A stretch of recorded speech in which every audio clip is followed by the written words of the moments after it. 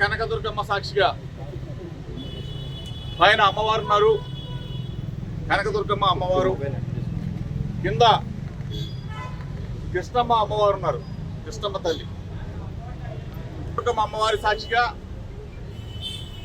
కృష్ణమ్మ తల్లి సాక్షిగా నిబద్ధతతో, నిజాయితీతో,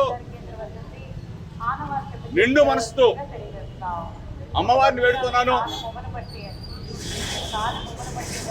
నా హృదయం గాయపరిచారు, నా మనసు గాయపరిచారు, నా వ్యక్తిత్వ అననం మీద నింద వేశారు.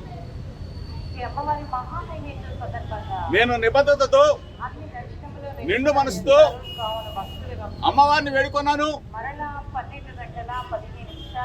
జోగి రమేష్ అనే నేను ఏ తప్పు చేయలేదని చెప్పేసి అమ్మవారిని,